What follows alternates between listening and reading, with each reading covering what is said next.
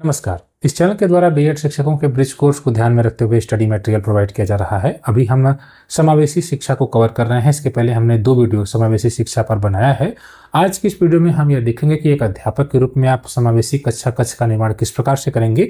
यह बहुत महत्वपूर्ण है। इसके पहले कि अगर आपने 2 वीडियोस नहीं देखी है तो आप उन्हें देखिए ताकि आपको बेहतर तरीके से समझ में आए। चलिए आज का हम टॉपिक शुरू करते हैं, जिसमें आपको यह करना है कि समावेशी शिक्षा का निर्माण किस प्रकार से होगा या समावेशी कक्षा कक्ष का निर्माण किस प्रकार से होगा, इसमें अध्यापक की क्या भूमिका होगी। यह बहुत महत्वपूर्ण आपके लिए हो सकता है। इसमें हमने 4 प्रमुख बिंदुओं की बात की है। अधिगम सामग्री का उपयोग पहला, दूसरा है भौतिक वातावरण का रूपांतरण, तीसरा है सरल प्रबंधन तकनीक का उपयोग, चौथा है बच्चों के अनुरूप मूल्यांकन। ध्यान दीजिएगा, समावेशी शिक्षा में आप उस बच्चे को भी शामिल कर रहे हैं जो पढ़ने में इंटरेस्ट नहीं ले रहा है, जो मानसिक रूप से थोड़ा पिछड़ा हुआ है, जो स्लो लर्नर है, जो शारीरिक रूप से विकलांग है, जिसके घर की पारिवारिक समस्या है, पृष्ठभूमि कुछ इस प्रकार की है कि वह पढ़ने के माहौल में नहीं रह पाता है। उसके माता पिता, वो फर्स्ट लर्नर है अपने घर का, उसके माता पिता पढ़े लिखे नहीं है, उस प्रकार से ऐसे परिवेश से आ रहा है। आप इन सभी बच्चों को एक साथ एक जगह पर मिलकर पढ़ा रहे हैं। आप कौन कौन सी तकनीकों का उपयोग करेंगे, यही आपको आज की वीडियो में जानना है। तो पहला हमने, जैसा कि यहाँ पर लिखा है, अधिगम सामग्री का उपयोग। इसमें पहला है दृश्य सामग्री। जैसे आपने मान लीजिए बच्चों को ताजमहल के बारे में पढ़ाना शुरू किया या बताना शुरू किया और आपने एक बार में उनको ताजमहल का एक चित्र दिखा दिया। अब ऐसे में बच्चे उसको और बेहतर तरीके से समझेंगे। जैसे मान लीजिए कि आप किसी पौधे के बारे में बता रहे हैं, मान लीजिए आप वीनस फ्लाई ट्रैप को बता रहे हैं कि यह एक ऐसा पौधा है जो कीटों को खाता है। अब बच्चा तो नहीं जानता, बच्चा हैरान हो जाएगा यह जानकर, तो वह उसको देखना चाहेगा, समझना चाहेगा। आपने एक चित्र के माध्यम से उसको दिखा दिया कि देखिए यह वीनस फ्लाई ट्रैप है या एक घटपड़ी पौधा है, देखो बच्चा। अब वो उसको घड़े जैसे उसकी संरचना होती है, उसको ऊपर से देखेगा, समझेगा, कहेगा अच्छा सर इसमें से वो कीट को खाता है, तो वो बच्चा और बेहतर समझ रखेगा। भले ही वो पढ़ने में कमजोर रहे, लेकिन जब आपने उसको चित्र दिखा दिया तो वह उसका इंटरेस्ट बन गया उसके प्रति, और वह फिर वो बाकी बच्चों की तुलना में, देखिए जैसे कुछ बच्चे बहुत एक्टिव होते हैं, पढ़ते हैं, कुछ बच्चे पीछे रहते हैं या कुछ बच्चे मतलब नहीं इंटरेस्ट लेते हैं, लेकिन जब आपने चित्र का प्रयोग किया तो वो बच्चा भी दिलचस्पी लेगा और फिर वो आपके साथ जो है पढ़ने में शामिल हो जाएगा। तो इस प्रकार से दृश्य सामग्री का उपयोग अध्यापक को करना चाहिए। इसमें चित्र है, चार्ट है, फोटो है। जैसे ताजमहल का फोटो आपने दिखा दिया, समुद्री घोड़ा। अब बच्चा घोड़े के बारे में जानता है, आपने उसको कह दिया समुद्री घोड़ा, तो वो कहेगा सर ये क्या होता है। अब आप समुद्री घोड़े को बता रहे हैं, उसका चित्र दिखा दिया, देखो ये समुद्र में रहता है। तो इस प्रकार से बच्चा और बेहतर तरीके से सीखेगा। तो हमारा जो समावेशी शिक्षा में अध्यापक की भूमिका है वो इन्हीं चीज़ों को देखकर समझने की है कि अध्यापक को यही कार्य करने हैं जिस प्रकार से वे बेहतर तरीके से कक्षा कक्ष का निर्माण करेंगे। दूसरा यह है कि स्पर्श सामग्री, स्पर्श संबंधी सामग्री। जैसे अभी आपको वृत्त और गोला बताना है कक्षा 2 के बच्चे को, तो आप भी कंफ्यूज हो जाएंगे बच्चे को बताने में, बच्चा कैसे समझेगा। आप कहेंगे बच्चा वृत्त बताओ, तो फिर वो आपको गेंद बताएगा। तो आप जब उसको दिखाएंगे कि देखो ये गेंद है, ये फुटबॉल है, फुटबॉल को दिखेंगे, तब वो जब देखेगा कि ये गोला है। तो वृत्त और गोला कैसे समझ पाएगा बच्चा, जब वो वास्तव में उसको देखेगा। आप बोर्ड पर कितना भी बनाते रह जाइए, वो नहीं समझ पाएगा, मतलब उसको कठिनाई होगी समझने में। तो इस प्रकार से हमें कहीं ना कहीं स्पर्श संबंधी सामग्री, जो बच्चा खुद से उसको देखे, उसको मतलब महसूस करेगा कि किस प्रकार से गोल है, ये गोला है, फुटबॉल को देखेगा तो गोला है। फिर हाथ में, जैसे अभी हम ही पढ़ा रहे थे अपने बच्चों को, तो वृत्त हमने बताया, तो वृत्त, अब वृत्त समझ गए तो वृत्त में बच्चों ने लड्डू बना दिया। तो अब हमको उन्हें बताना पड़ेगा, देखो बेटा लड्डू क्या है, गोला है, तो गोल चीज़ क्या है, हमको उसका अवधारणा उनको। अब हमारे साथ कोई ऐसी चीज़, 2-4 चीज़ हम अपने साथ लेकर जाएंगे, बच्चों को दिखाएंगे देखो ये गोला है और ये वृत्त है। तो इस तरह से बच्चों को हम कहने का मतलब स्पर्श करा के चीज़ों को दिखा सकते हैं। हम जैसे मान लीजिए कोई पौधे के बारे में बता रहे हैं, पत्ती के बारे में बता रहे हैं, कि फूल के बारे में बता रहे हैं, तो अब हम फूल को पढ़ा रहे हैं। मान लीजिए आप जब बच्चों को पढ़ा रहे हैं तो आपने मतलब सरसों का पुष्प ले लिया, उसमें आप स्त्री का जो मतलब स्त्री के सब पुंकेसर मतलब पढ़ा रहे हैं, उसमें परागण की प्रक्रिया पढ़ा रहे हैं। तो आप अगर उस पुष्प के माध्यम से जाएंगे, उसके एक पार्ट को दिखाएंगे, तो बच्चा और बेहतर तरीके से उसको समझेगा। तो ये भी स्पर्श संबंधी सामग्री भी आपके लिए महत्वपूर्ण हो जाती है। तीसरा यह है कि पर्यावरण आधारित अधिगम। ये तो आप जानते ही हैं, और कुछ अध्यापक ऐसे भी होते हैं जो अपने बच्चों को लेकर जाते हैं, टूर वगैरह पर लेकर जाते हैं। अब वाराणसी में लेकर जा रहे हैं, सारनाथ लेकर जा रहे हैं, वहाँ पर स्तूप वगैरह दिखा रहे हैं, तो बच्चा उसको देखेगा तो और ज़्यादा उसका, जैसे मान लीजिए वो स्कूल नहीं आ रहा है, अब आपने कह दिया कि टूर जाने वाला है या हम घूमने जाने वाले हैं, तो बच्चे की तुरंत दिलचस्पी बन जाएगी। तो सोचिए कि अगर 10 बच्चे हैं आपके, 7 बच्चे, अगर 6 बच्चे रोज स्कूल आ रहे हैं एक किसी कक्षा में, तो बाकी 3 जो नहीं आ रहे वो भी आने लगेंगे इस बात को जानकर कि सर जी टूर लेकर जाने वाले हैं, घुमाने लेकर जाने वाले हैं। तो इस प्रकार से अगर आप पर्यावरण आधारित अधिगम भी कराएंगे, आसपास की चीज़ों को दिखाएंगे, खेत बच्चा जानेगा, बाजार में आप लेकर जा रहे हैं, कहीं बाजार में देख रहे हैं, मेले में देख रहे हैं बच्चे, तो इन सब चीज़ों से बच्चे सीखते ही तो हैं। तो इस प्रकार से आप पर्यावरण के आधारित अधिगम भी बच्चों को करवा सकते हैं। आप उसमें खेत, बाजार, शैक्षणिक यात्रा, आसपास के पेड़ पौधे आप दिखा सकते हैं।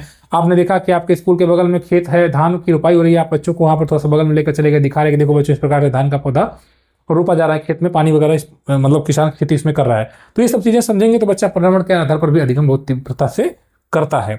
आगे कम लागत की स्थानीय सामग्री, कुछ अध्यापक हमारे इतने एक्टिव होते हैं, टीएलएम वगैरह का यूज़ करते हैं, और जो भी यूजलेस चीज़ें होती हैं या ऐसी चीज़ें होती हैं जो सस्ती होती हैं उसका यूज़ कर देते हैं, और उससे कोई ऐसी चीज़ बनाते हैं जिससे बच्चा सीखता है। जैसे कार्ड है, शादी का कार्ड है, उसकी वजह से उसको लेकर मतलब कि जो आप टीएलएम वगैरह बनाते हैं, है ना, उसमें बहुत सी चीज़ें बनाते हैं, डिजिट्स खोजने वाला, अंक बनाने वाला, 4 5 है, उसमें जोड़ने वाली 3 अंकों की संख्या, 2 अंकों की संख्या। तो इस प्रकार से कार्ड वगैरह के माध्यम से, बीज के माध्यम से, धागों वगैरह के माध्यम से तमाम ऐसी चीज़ें बनाई जाती हैं जिससे बच्चा जो है बहुत कंफर्टेबल हो जाता है, बहुत खुश हो जाता है उन सब चीज़ों को देखकर। ठीक है, जैसे दीपावली आ रही, तो दीपावली के बाद बच्चे दिया दिया होता है, उसमें बच्चे ड्राइंग करते हैं, अपने घर से कलर वगैरह लेकर आते हैं, रंगते हैं, तो बच्चा अपने जो है क्षमताओं का प्रदर्शन करते हैं, अपनी चीज़ों को दिखाते हैं। हो सकता है कि बच्चे की पढ़ाई में दिलचस्पी नहीं है, अगर आप उसे ड्राइंग करवाएं तो उसमें दिलचस्पी है, वो दिया रंगेगा, फिर दिखाएगा कि सर देखिए मैंने बनाया है, आपने उसकी तारीफ कर दिया, तो बच्चा और ज़्यादा प्रभावित हो जाएगा, खुश हो जाएगा। तो ये सब चीज़ें हैं। ठीक है, ICT व मल्टीमीडिया, तो आज तो आप समझ रहे हैं कंप्यूटर का ये ज़माना है, और टैबलेट है, और टैबलेट के माध्यम से, कंप्यूटर के माध्यम से, प्रोजेक्टर के माध्यम से बच्चों को बेहतर तरीके से कंटेंट उपलब्ध कराया जाता है, और बच्चे मतलब और बेहतर तरीके से सीख रहे हैं पहले की तुलना में।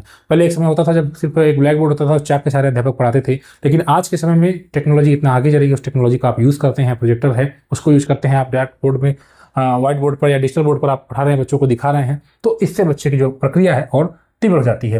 उसमें जो पढ़ने वाला न पढ़ने वाला बच्चा रहता है वो भी आपकी बातों को सीखता है, देखता है। तो इस प्रकार से आपने देखा कि हम अधिगम सामग्री का उपयोग करके हर बच्चे को, भले ही वो शारीरिक रूप से विकलांग है, तो वो इन सारी चीज़ों को देखेगा तो उसका इंटरेस्ट बनेगा, है ना। बाकी चीज़ों को, घर की कोई समस्या है, उस अपने घर के उसके माता पिता लड़ाई कर रहे हैं, उसको भूल जाएगा, और फिर आपकी इन चीज़ों को देखेगा जब आप उसको किसी चीज़ को दिखाएंगे। तो इस प्रकार से आप अधिगम सामग्री का उपयोग करते हैं। हम दूसरी बात करते हैं भौतिक वातावरण का रूपांतरण। अब देखिए स्कूल के आसपास की जो मतलब परिवेश है, जो उसको आप इस प्रकार से बना दें।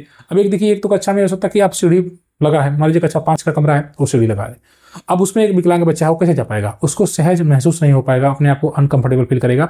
तो उसके लिए रैंप बनाया जाता है, सरकार ही तो करिए, हर विद्यालय में रैंप बन रहा है। सीढ़ी पर निर्भरता कम होनी चाहिए, मान लीजिए अब इसमें चौड़े दरवाजे होने चाहिए, कक्षा नीचे होनी चाहिए। तो इस प्रकार से सभी बच्चों को मतलब उसमें सहज महसूस हो, कोई बच्चा मतलब दिक्कत ना हो। इसमें सबसे पहले है बैठने की व्यवस्था होनी चाहिए, है ना, गतिशीलता होनी चाहिए। गतिशीलता का मतलब यही ना होगा कि जैसे कोई बच्चा है, मान लीजिए उसका कहीं, उसको टॉयलेट आ रही है, वो जा रहा है, तो वो जाना चाहता है। अब आपने देखा कि वहाँ पर रैंप है नहीं, तो वो कैसे जा पाएगा, पानी पीने उसको जाना नहीं जा पाएगा। एक बार कमरे में चला गया तो ऐसा नहीं हो कि फिर वो 8वीं घंटे में निकले। इस प्रकार से कमरा होना चाहिए कि वह बच्चा भी, अगर उसको भी प्यास लगे तो वो फिर तुरंत चला जाए पानी पीने, या किसी और काम से वो जाना, तुरंत निकले अपनी गाड़ी पर और चला जाए। तो इसके लिए रैंप होनी चाहिए, दरवाजे चौड़े होने चाहिए। अगर दरवाजा पतला रहेगा, बच्चा बार बार जाएगा, वहीं फंस जाएगा, तो फिर वो घबराएगा, वो वहाँ नहीं जाना चाहेगा। तो इस प्रकार से ऐसा नहीं होना चाहिए, हमारे दरवाजे चौड़े होने चाहिए, कक्षा नीचे होनी चाहिए, ताकि बच्चा और महसूस करे। अब आपने 2nd फ्लोर पर, 3rd फ्लोर पर कर दिया तो फिर बच्चे को दिक्कत हो जाएगी, भले ही रैंप हो तो कैसे, लेकिन उसको फिर ऊपर जाना पड़ेगा। तो इस प्रकार से हमारे कमरे नहीं होने चाहिए, हमें इस चीज़ का ध्यान देना चाहिए। दूसरा है बैठने की व्यवस्था। देखिए कुछ कक्षा में कुछ बच्चे ऐसे होते हैं जो बहुत चंचल होते हैं, नटखट होते हैं, दूसरे की कुछ शिकायत करते हैं, कुछ शरारत करते हैं। तो हमें इस चीज़ को ध्यान में रखना चाहिए। इससे कुछ कमजोर, आपने देखा कुछ बच्चे ऐसे हैं जिनको दिखाई नहीं देता है, या कम दिखाई देता है, चश्मा वगैरह लगा रहे हैं, या अन्य किसी कारण से। आप देख ही रहे हैं समस्याएं किस प्रकार से आज के समय में बढ़ रही हैं। तो बच्चे को दिखाई नहीं दे रहा, तो वो बच्चे को आप आगे बैठा दीजिए, एकदम बोर्ड के नीचे, मतलब पास में, मतलब बैठा दीजिए आगे, फर्स्ट सीट पर आप उसको बैठा दीजिए। कुछ बच्चे ऐसे हैं जो बाहर की ओर देख रहे हैं, मतलब खिड़कियों की ओर, तो कुछ बच्चे ऐसे चंचल है बाहर की ओर देख रहे हैं, तो उनको हटा के किसी ऐसी जगह कर दीजिए जहाँ पर वो बच्चा सीधा बोर्ड की ओर देख सके। अब कुछ बच्चे ऐसे हैं जो पढ़ने में बहुत तेज हैं, आपकी बात को गहराई समझ लेते हैं, तो आप उनको पीछे भी रख देंगे तो भी वहाँ पर आपकी बात को समझ रहे हैं, सुन रहे हैं। तो इस प्रकार से जो बैठने की व्यवस्था है वह भी शिक्षक के लिए महत्वपूर्ण है। इस प्रकार का परिवेश बनाना चाहिए कि अगर कोई मान लीजिए विकलांग बच्चा है, या कोई दृष्टिबाधित है, या कम मतलब जिसको दिखाई दे रहा है, उसको आगे कर दिया आपने। जो बहुत बदमाशी करने वाला है, जिसको विशेष ध्यान देने की जरूरत है, उसको आपने बिल्कुल अपने पास कर दिया, या आप उस पर नजर बनाए हुए आप स्वयं। तो इस प्रकार से भी आपको बैठने की व्यवस्था करनी होगी, इस प्रकार से परिवेश आपको करना होगा। शोर का नियंत्रण करना होगा। इसमें यह है कि आप ध्यान देंगे कि आपका जो कक्षा है उसके बाहर ज़्यादा शोर ना हो। इस प्रकार का परिवेश में से सरकार के द्वारा विद्यालय इस प्रकार ऐसे बनाया जाता है, लेकिन फिर भी कभी कभी ऐसा होता है कि बच्चे शोर करते हैं, या अन्य किसी कारणों से शोर वगैरह होता है। तो अध्यापक का यह जिम्मेदारी है, विद्यालय की जिम्मेदारी है कि शोर पर नियंत्रण किया जाए, ताकि बेहतर परिवेश मिल सके, क्योंकि कुछ बच्चे जो है शोर से भी दिक्कत उन्हें होती है। आगे स्वच्छ सुंदर व व्यवस्थित वातावरण, विद्यालय अपने कमरे को आप सजा कर रखेंगे, है ना। तो अभी अधिकारी आते हैं तो क्या करते हैं, अब अगर अधिकारी भी जाते हैं अध्यापक की चेकिंग करते हैं तो सबसे पहले अगर वो कमरे को देख लेते हैं बेहतर कमरा सजा गया है तो बहुत प्रभावित हो जाते हैं। और कमरा सोचिए, अधिकारी जब प्रभावित हो जा रहे हैं तो बच्चे नहीं प्रभावित होंगे, बच्चे भी प्रभावित होंगे। तो सजावट होना चाहिए, बच्चों की ड्यूटी लगा दी जाए। अब बच्चों की ड्यूटी लगा दी, तुम्हारी ड्यूटी आज के दिन है तो बच्चा खुद सारी सफाई करवा देगा बाकी बच्चों से मिलकर। सफाई का मतलब झाड़ू लेकर नहीं मारना है, वैसे तुम हमारे मुख्यमंत्री भी कहते हैं कि आप सफाई कर सकते हैं, और ये इसमें कोई शर्म की बात तो नहीं है। अपना कमरा जो अगर कोई साफ कर रहा है तो उसमें कोई दिक्कत नहीं है।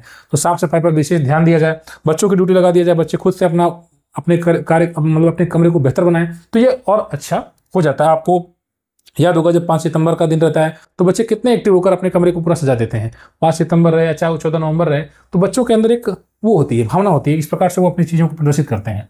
आगे सरल प्रबंधन तकनीकों का उपयोग, इसमें आपको जो मैनेजमेंट है, विविध व्यवहार के बच्चों को संभालना होता है। इसमें अब अध्यापक को ध्यान देना होगा कि शरारती बच्चे हैं, डरपोक हैं, ध्यान आकर्षित करने वाले हैं, सीखने में धीमे, लिखने में कठिनाई।